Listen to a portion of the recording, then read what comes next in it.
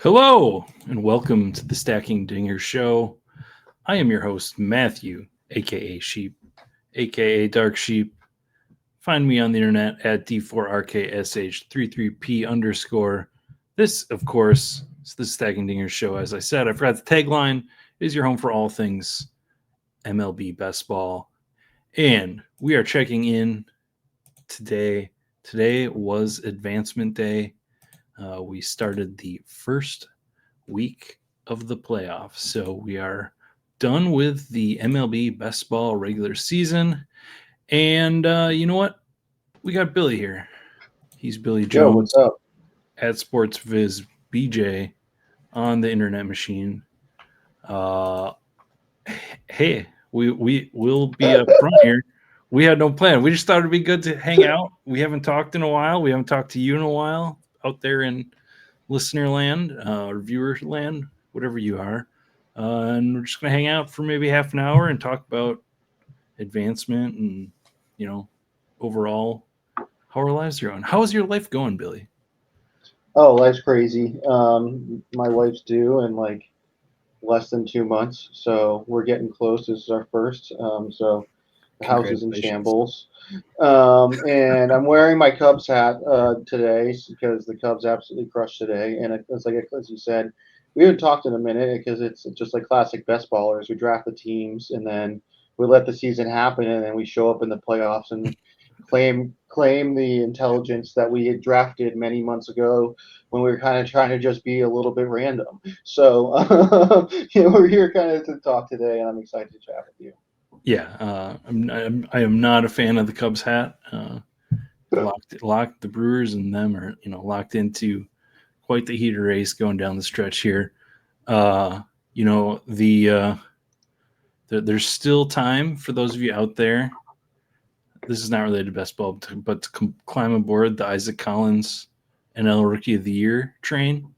That train I put in my $5 bet last week when he was plus 1,500, and he's down to plus 600 right now. So if you'd been paying attention to the Dark Sheep timeline, maybe you would have got that sweet EV of in a week. Right now the Drake Baldwin is the favorite, and he's kind of the flashier of the two. The Miz is up there, but now he's going to miss two starts at least with the bruised knee or whatever bruised body part he had. So I don't know if he's going to pitch enough this year.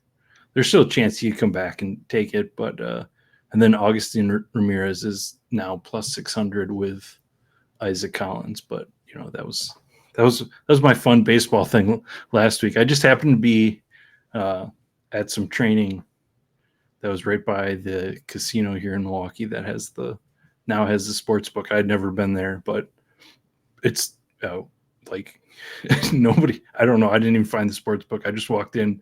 They had a bunch of terminals on right by the entrance. And they're like, oh, they know what they're doing. Yeah, Mizorowski, I've like watched a couple of his starts. He is unreal. Like that slider, cutter, whatever it is, like at 97, it's just truly an outrageous pitch. So yeah, Brewers got are looking up long term too, which is always exciting. Yeah. Again, they spent no. I mean, they got rid of Nestor Cortez and got an old outfielder who's magically playing well.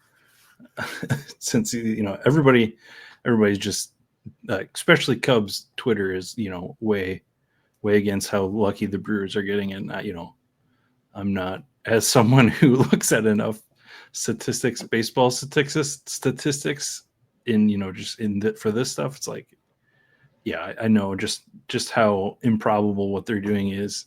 So I don't have long term confidence in the playoffs, but I'm enjoying it right now while we're on top. Speaking of statistics, what was your advance rate this year? I had about 20%, I guess. So I don't know. I always Is feel that weird. inclusive of wild cards or no? I had 15. I had 15 in the dinger out of my 63. I don't even remember. Okay. I tried to go back and look at how many I drafted, but they don't have the results tab up yet, or they didn't have these contests and the results that I could see, When you look. remember. But according to, not totally accurate, I think there was a little bit of a discrepancy between the Sweating dingers. sweating dingers and what finally went through. But yeah, I had I had about 20%, and that went up the last couple of weeks. I had a kind of okay last couple of weeks. I was down a little bit more from that, but yeah, I got 15 dinger. Let's see, I got 14 bullpen. I got my solo shot through, which Nice. was fun because that was one I drafted with Dave Smatic on his stream, and both of us got through. So That's awesome. that's kind of fun. I just barely squeaked that one out though. Um, the the Christopher Sanchez 2 starts helped me push that one through last week, and then I do know that I got 3 out of 13 frozen ropes through, and one of those was a wild card. So I guess what else? I got one little eliminator team still chugging along Still cooking. out there. I don't feel too hot about that one. And then 11 out of the 30 some 7 thingy stretches I got through. So, Nice. and as long as we're talking about it, I am sitting at like, oh man, what is it? I don't know, 9 or 10 out of the 15 DK teams are advancing that I drafted this year too. So, Yeah, next year I think we need to commit to doing some more DraftKings. yeah, Now it's like very clearly. I mean, our cohort seems to do pretty well with the MLB best ball and underdog, but DraftKings, anyone who I know that's good at underdog seems to be great at DraftKings. right. So maybe next year we commit to doing a little bit more of that. Yeah, because I told myself because I got the 11, I forget 10th or 11th or whatever in last year's contest. It's like, oh yeah, I'm going to play there more. And then when it comes to actually like drafting there, I once again I didn't do it this year, and once again I got a bunch really high success rate, and that has. If you are a DraftKings drafter out there, I was looking today. That contest has one more week. Mm. I think last year it went a little bit longer than the underdog one, even further along. But right now there's one more week before that one goes into playoffs. And what about you? Where did you land on your advance rates? So I have 24 out of 89 so that's a 27%. I Nice. actually had like I think it was 7 wild cards make it through. Wow. So yeah, it was a large chunk. It was like 6 or 7. And I had a 4 and a 5 make it. So it wasn't just it was like that 5 was like I think so that's 5 out of 12 teams from one Yeah. draft made it to the playoffs. So I think this whole is I'm like obviously underdog's not going to be one to have a bunch of overlay, but I think it's interesting to see it happen and have these wild cards come through Mhm. because it's just like it is. Some drafts get more. And I thought it was like that was one thing I was really excited when Sweating Dingers put like the projected wild cards or like what it Yeah. was the assumed current wild cards because I was like I knew I had some good teams that were in third place, so it was nice to see like that as well. Yeah, and I do think his number didn't quite match up with the one that we got from Underdog. Oh, I meant Mm. to pull that up. Vamp for a second while I uh, tell me about. Did you do other contests? I can't remember. I did the bullpen, so the Okay. pre. I got 2 out of 5. Um, so I don't. There's not enough volume to really say to get much from that, but I'll take that 40% and run with it. But yeah, so it's just those two for me this year. I wanted to get. I was so disappointed that I only drafted 89 teams, like not 90, so not a round number, and I was hoping to get 100 so I could just divide really easily. But Right. The math is easier then. 89, that's so stupid. I'm trying to find it here. The number. that our new underdog draft master Brett put out. Uh, What are we looking for? Hold on. I didn't plan this well.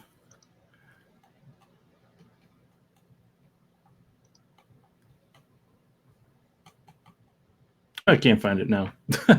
The numbers that were the wild card advancing.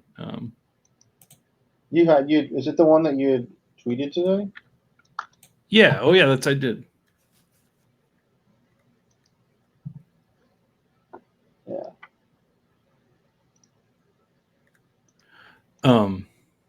It was I think The number was 10601. okay. And the I know the frozen rope one was somewhere below that by a little Mm-hmm. bit. It was 10-5 something. So if you're wondering, uh, that was the cutoff for those. Um, so then, in terms of who are your guys going forward now? What are you looking at? Did you? Okay, so let's back up for a second. Did you get exploitative this year again, or not again? But did you get exploitative this year? And then did you see that translate to your advanced players? So did I get exploitative? I am a pretty aggressive drafter, for better or for worse. Like, I have no problem getting way overweight certain players. Um, Two players I did that this year was Cal Raleigh at 20%. So like, when your base is 8%, that's way overweight. In that same range, I also picked 40% of Michael Tolia, and that did not go well.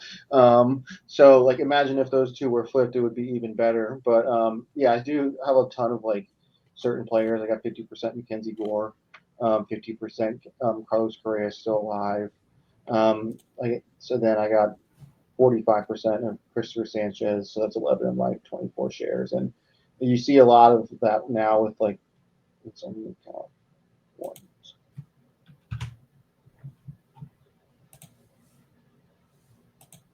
So I have like 14 players, 15 players over 33%, a third. So it's like it is actually pretty consolidated. I do have like a pretty strong rooting interest these next like couple weeks. Yeah, yeah. I threw. I asked you who your biggest guy was. So we got on the cover there, Mackenzie Gore, and then I threw Robbie Ray up there because although in like the dinger itself, I have 53% Wilson Contreras as my top guy, but like every contest throughout the whole year has a bunch of Robbie Rays, so all combined in all of them, he's my biggest guy. But yeah, so like in the dinger, I've got some Wilson Contreras. I got a ton of Jason Dominguez. I don't know what the Yankees are doing with him at this point. It seems like it's been pretty disappointing as to what I was hoping for. He's got 9 homers, 18 stolen bases, but he really has no consistent place in that lineup. He's moved around. Um, so I'm not too sure I love that play that I went with, but we got Brent Rooker up here, Riley Green, Taylor Ward, Jung Hoo Lee, just guys that I was drafting a bunch of in the outfield. Got some DeGrom. Still have 3 dinger teams with Grayson Rodriguez left, which is 3 dingers and must be and one of my frozen ropes still has him, but that's kind of the worst in terms of currently injured guys that I'm holding out. A little bit of Spencer Schwellenbach, but otherwise I feel like I came through pretty healthy. I haven't clicked through to look at exact pitching staffs. I'm guessing I have like one guy missing on all of them, which, at this point in the game, and, if you're new to MLB best ball, you're going to really see where This is where you want the healthy pitchers, and you know the old 7 and 8 pitcher builds are really going to be um, looking the best probably for you as you go and you see one guy missing from each staff. But yeah, this is where you start to feel like nothing matters, but having a healthy rotation. Yeah, this is where it feels like zero pitcher shines, because you just have more live arms to get to start weeks and just to fill roster spots in general. Like I feel like your bats at this point, if you've gotten to the playoffs, you have like the guys who are largely scoring for you. Yeah, so I totally agree with that statement. Yeah, the bats you're going to see are there's going to be a couple that we're going to be talking about, that really go off these few weeks, and they're going to be a focal point in terms of bats.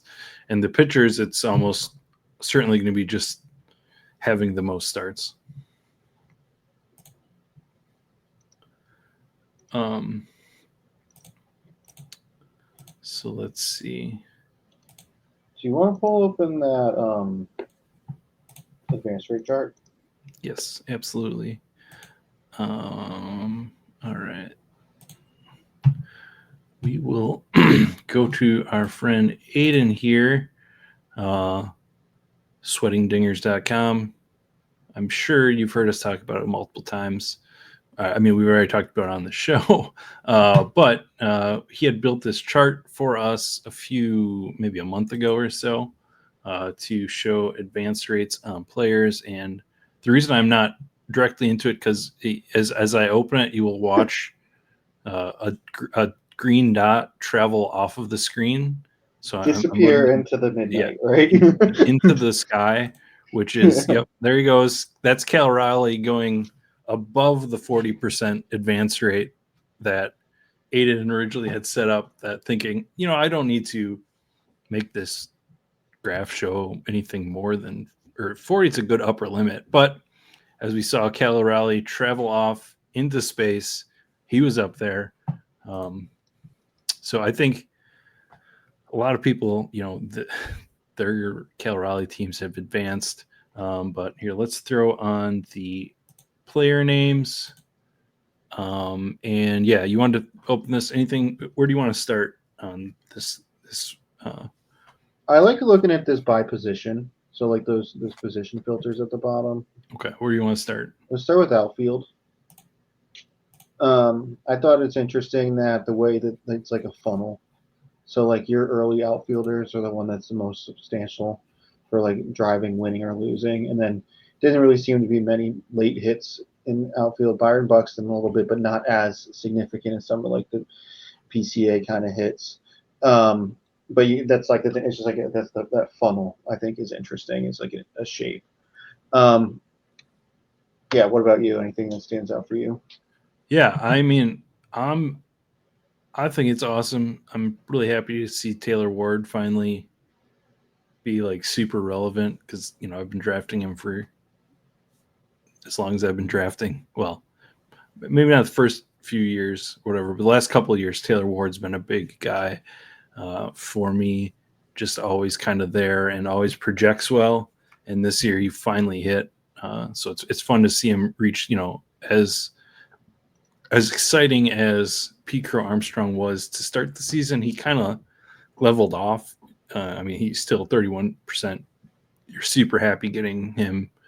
He was going at the end of the first round, beginning of the second in the in-season contest, and we'll have the Pete Crow Armstrong debates once we get the full sample size going into next year. But yeah, I was happy to see that, and Kyle Schwarber ended up being really the guy in the first round.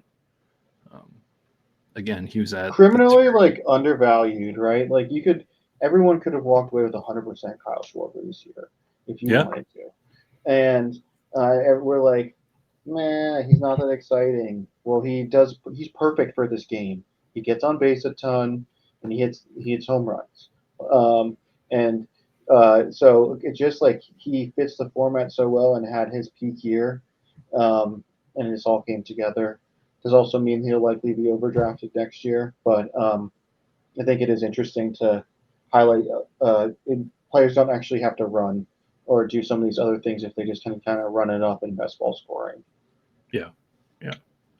Um, the surprising thing to me is how low Juan Soto was. Um, I don't think he's been terrible. I mean, we know why Jordan Alvarez is down here, but in terms of first round outfielders, Soto doesn't feel like he had it any worse than that. Like, yeah, I don't know. So I don't know what happened there. Other guy, I'm happy to see my guy. Lars was a guy I wanted to draft.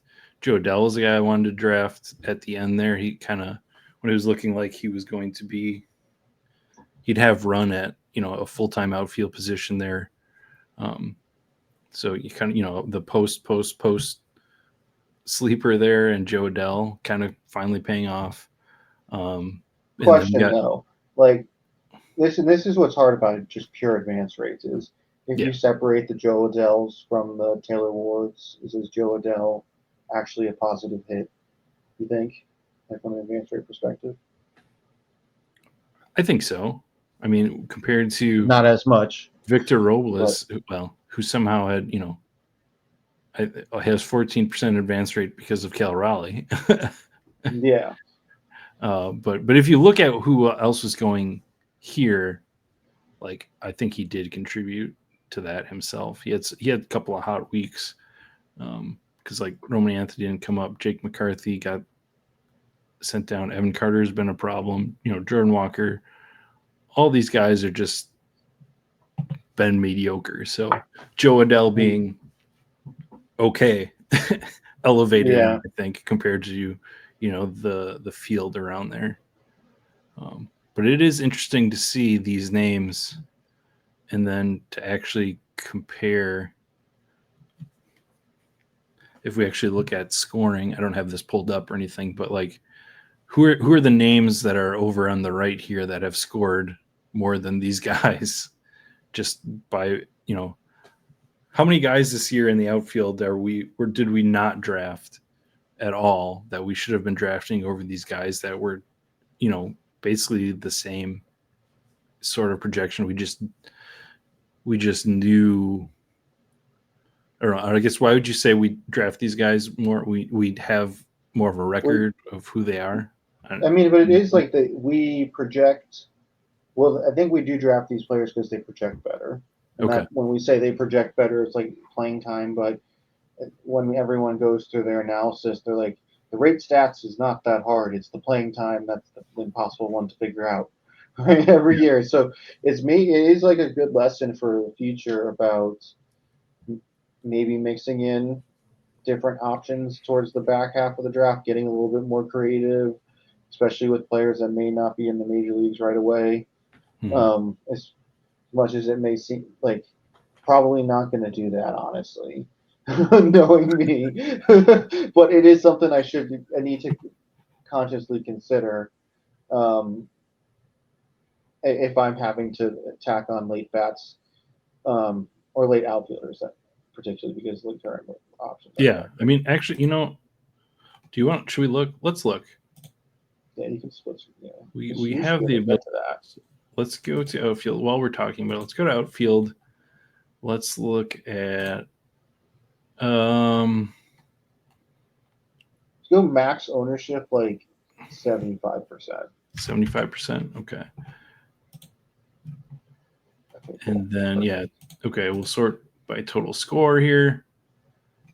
Yeah, Stowers, Kyle Stowers, Hunter who's Goodman. Andy Pajes, who yeah. So Stowers here and Goodman are like under 1% ownership. Andy Pajes just being a Dodger got some love. Miguel Vargas is here. Um, Sal Frelick, who Don't hold up. Don't skip over Jordan Beck. There are two Rockies there. Give the Rockies a little love. okay, okay, the guys that we were not drafting on the Rockies were the guys that we needed. Like maybe this is actually the the exact highlight of what we're talking about. Like we're drafting who on the Rockies, and then ignoring these guys that are, you know, just as viable, um, or we're not drafting these guys that are just as viable on a team with that much variability, Like especially. they are the worst team in the major leagues by a lot, and that was kind of pretty much consensus coming into the year. So Yeah, like, why didn't we assume that they were going to do some level of mix it up, kind of play different players and land on whoever is the best? So right. um, yeah, completely agree with you there. Yeah, for me, they're just a not draft, and maybe looking a little bit deeper made more sense. Like but the list isn't huge, I guess, when we actually look at it. Edison Barger's here, a name that stands out. Gavin Sheets out of nowhere, and that's where Gavin Sheets. I'm out here drafting Tirso Ornelas, who nobody knows. I don't even know. He's not even a good minor leaguer, just because I knew that the Padres had outfield holes and lineup holes, and I was ignoring a guy who had a poor track record, but had every opportunity to make then contribute to the Padres this year.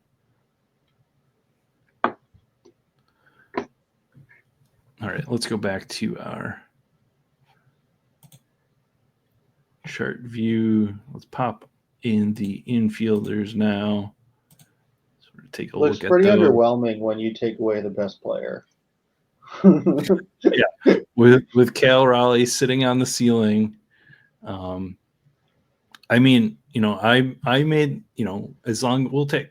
I Hold up, may have. hold up. We do need to talk about the best player here, Eugenio Suarez. I remember getting giving this lukewarm take on him about it not being that bad of a play. He hits the ball far. Like I get he's getting a little older, but he did finish the season well. And then I got nah, wave, get out of here. So No, I yeah, wasn't. I wasn't going to take an L. I was about to take a victory lap on Wilson Contreras here. Come on, man. You don't hand me the L when I'm taking the victory lap. Yeah, absolutely. I did not see the streak of Suarez just going into this year and just him being that. This is again. He's back in Seattle. We'll see how many more home runs he hits there. And mm-hmm. we saw, we saw a decline in him. So we saw the age go right, and we saw the decline in Seattle. But we had another reason to talk about the decline. The power, especially for righties, drain that their home park is, and how much for a player like him who is all power and that is who he is. How much does that affect him? Just his will to play the game, sort of the psychology of it. Like we can't put a number to that, but that's where.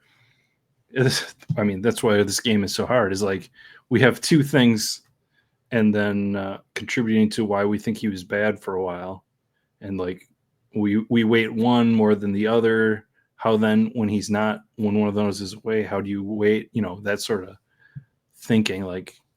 He's a great guy to talk about in terms of that age curve versus production versus environment and all that kind of stuff. Yeah, he's also so just in terms of this tournament, he's got kind of a tough run out and one of the best picks you could make during the regular season gets traded to a location that is historically has not been good for him hitting wise. So you had one from one of the best picks in a great offensive environment to. I mean, the Mariners have been improved this year, but no one would say that that's a good ballpark to hit in. So I do think that that is interesting. But I'll let you have your glory now with Wilson Contreras. Yeah, yeah, yeah, yeah. I followed you on that. My my But that was all claim you. that Wilson Contreras was the best infield pick on the board was three third third a third of the way the true. I don't know how to say that, but he was behind two other guys in terms of overall advance rate. He was the latest guy out of those three, I mean, but you still could have hit on, Zach Nato and Michael Bush here at the end. Um, I will say I it was like scary at first. At oh when Wilson Contreras did not start the season off hot, no, and I was like looking at my advance rates, not as good, and then looking at his stats, and I'm like, "Yo, can you get a hit? Like, yeah, just one, just just start. one, and then we'll get going." Season started, buddy. Yeah, yeah. So it did look pretty bad at the beginning. Um, something that stands out to me here, uh, and I didn't call it out, on the last one. We have the outfield here. We have and maybe we can look at the teams. I don't know if we have time, but I'll just call out the Giants here because Elliot Ramos, Jung Hoo Lee, all both over 20%, and Matt Chapman here 21%. And I was not prepared to see this right now. This is surprising to me that Willie Adames is 22 or almost 23% advance rate because have Go not to heard the view by team. have It's not it's heard wild. a peep out of talking about him. So take off picture and then show player names, or you don't even need to take off picture. Like you can see, like the Giants are all above. They're all positive. Yeah, minimum 50% drafted. They're all just this group here, which none of them are super out there. But if you stacked them, you came out pretty good. Hmm. Um, And this chart shows you can see some certain teams were definitely like this is the power of stacking across the season. You see the Cubs are all way up. The Diamondbacks in general are pretty far up, except for Jake McCarthy. And then where's some other teams? You see an interesting spread on like the Angels, but I think this is a really interesting chart. yeah, we will definitely be, I'm sure, returning to this next year when we're talking about stacking. Hmm. Let's go back again here. All right, and let's wrap this up here with pitchers. Unless did you have any more infielders you wanted to talk about? I mean, No one. I, I I, mean, we th- could I think talk for hours. we do need to just also address the low advance rate on this entire group of this first Early infield. early infield did not go well this year. Some of these guys like Matt Olson is still scoring points. He's okay, but the guys that, even some pitcher and especially outfielders were just a lot more important this year in the first round. Yeah, it is interesting because we traditionally think that infielders maybe score a little more. Right. Maybe not right off the top, but it'll be Well, interesting to dig into that in the yeah, when we look at off season. projections, we have that first round of outfielders, and then we see those numbers higher, and then we get to the infield, Hmm. especially these guys, Vlad, Matt Olson, even Ellie. These guys are projecting for more than the outfielders, but it didn't in terms of advancing. Just they were not important this year. I mean, obviously, any one of these guys could go off now, and you want them in the playoffs, but it's super interesting. And just once again, boring old Jose Ramirez, Good at baseball. good at baseball, just puts up points every way you can. He's like not the opposite of Kyle Schwarber, but slightly different in that he does steal. He runs, he hits for power, he gets RBIs. He's not just doing two things; he's doing a bunch of things. Which Yeah, again, I think this he chart is really interesting because it says that go elite at each position. It was not the play. Like getting an elite outfielder, then getting an elite infielder. Like it was like double tap outfielder, or outfield and pitcher, which yeah. that's wild. But Well, like, and look at that. Paul Skeens, positive advance rate. Tariq Skubal, positive advance rate. I guess I get yeah, this proven wrong once. this Scooble just once. So we'll No, call it's that happened one many bonus. a time. Yes, the Scooble Wheeler Crochet group, and then, but then it's a drop off. Like, And this is how it should be. The, no, but this is what I'm saying. Like the price of pitching should be in a way to where the super elite actually are good picks, and then mhm, the tier right there should be a dead zone. And at least in the way I would like to see it. Like mhm, previously, it was like they were the super elite were so too expensive to where that they were in the dead zone too. Um, or is it, or they could have been hurt? Like maybe this is what happens when the super elite pitchers stay healthy for the whole season. right. All these But guys are that. it was just like this combination of all things coming well together. So like as someone who fades this kind of this group in general, Mhm, to have a positive advance rate and have this kind of season go the way it did, I feel it makes me feel even better. Um, but it does. You have those like it. I still would say that I was somewhat right in the strategy of where the mid rounds, like not like the Dylan Cease to Yamamoto, but like a little bit later around 100, there's a lot of league winners in that range, the Brown, Peralta, Freed range. yeah, yeah. So really, you just got to find the good pitchers out of the whole time. It's simple. Just draft the good pitchers that are going to do well. But no, I mean, it's hard. You can go on a case by case basis here, but the is that Zach Gallen versus Max Fried.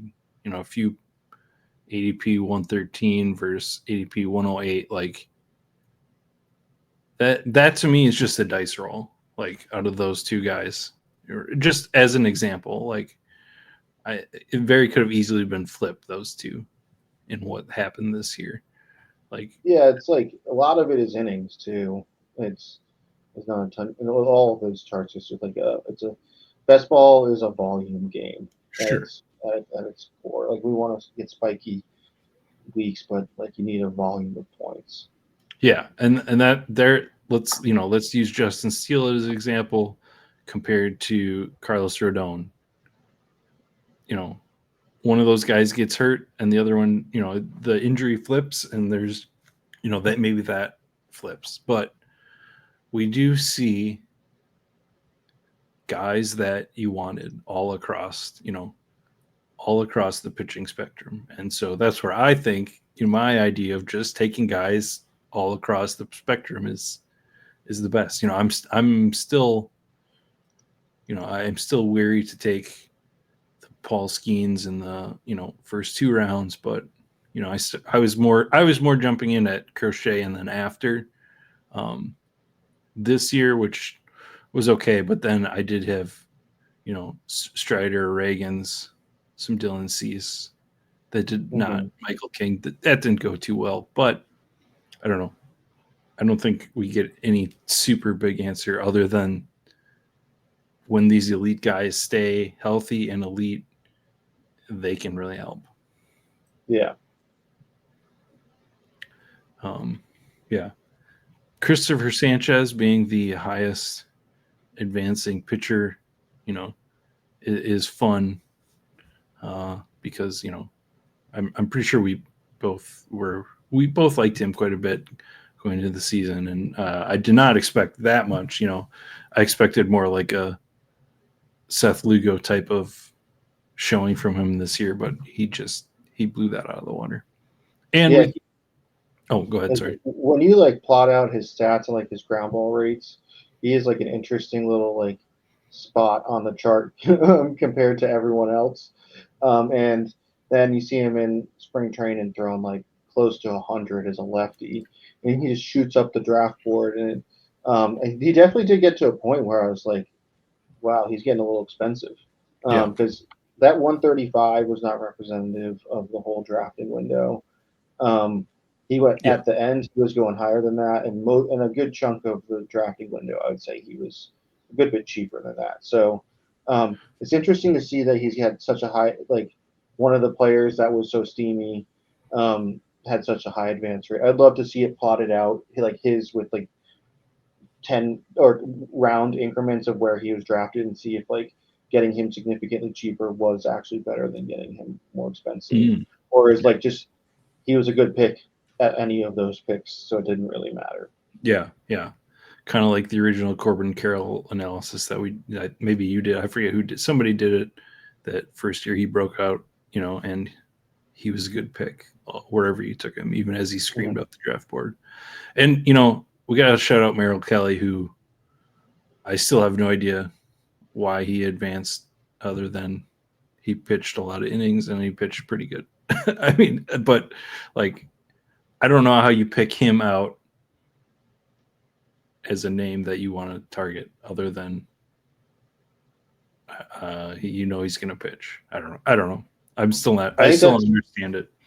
I think that is the analysis, right? Like with late pitching, it's just guys with innings. You can go about it two ways. You can try to get this last year's schemes, the guy that's going to come up and be absolutely electric, or you can go about it with the guy who's just going to be out there a bunch, maybe run into like a disproportionate amount of uh, two start weeks. I think that's what it ended up being. Like you see a couple of Yes. those weeks that were just kind of nutty. So in these spikes, this is, I'm sure. I don't know. This is starts. Yeah, this is starts. This isn't weeks. Oh, this is He starts. was So interesting. drafted 55% of teams. So, and maybe that's even just another. He's not being drafted every time, and he's going to get a lot of innings, or he has potential to pinch bunch of innings. Maybe that is the secret sauce there. Yeah. So these people here, they can comment on this video, or as to why. Maybe Duke will reach out as to what he was seeing in Merrill Kelly and how uh, he landed on him. He had But another great season, right, Duke Dean? oh yeah, he had a 58. No, what did he end up? 37, it says here. Yeah, yeah. It's a good season, and we'll see how many. We already. I mean, we looked at him before, but his structures of the nine pitcher should be super interesting as he moves on in these playoffs. All right, I think that kind of covers what we wanted to just chit chat about tonight. Um, we're both. You got the baby on the way. I have my basically my whole first floor is tore up except for the living room as remodeling is going on. So sorry we haven't been out here, talking too much. But once that playoff contest hit, I'm sure we'll be back for sure, and I'm sure we'll touch in again. Either somewhere along the playoffs, and then when they're all over, we'll probably have another casual chat here, or maybe we'll be interviewing the other person. One of us will be interviewing the other person as to how they won $100,000. We'll do, no matter who wins, we'll do our best to get them on the Yeah, show. absolutely. Yeah, And so that'll definitely be a part of the off-season programming. Try to get some playoff best ball programming as well. yep, Um, and then it will be looking towards the next season. Like yeah. it does start obnoxiously early every year, so Yeah. That's why we'll have I'm to. I'm I'm kind of glad I took a break already, and I haven't been doing dailies and stuff. So I think I'm hoping I'll be ready, again once the month after the playoffs end and they're opening the bullpen up. Well, you got to get ready for the NFL dailies, right? You got to pay for that remodeling, and I know you're got to get back to the dog bowl again. Yeah, yeah. A nice baseball season would help that Yeah. mission again, getting back there. But as I have no I have no dreams of actually that happening, just based on I feel like that was the peak. But anyway, here we are in the playoffs. Hope you all enjoy it. This is the crazy fun or crazy bad time of the year as we hit the playoffs and you see your teams die or live. So this is what we play for, really, is these dumb weeks where things can go crazy. So yeah, so for Billy and myself, good luck here in the playoffs, and yeah, we'll be talking to you again soon.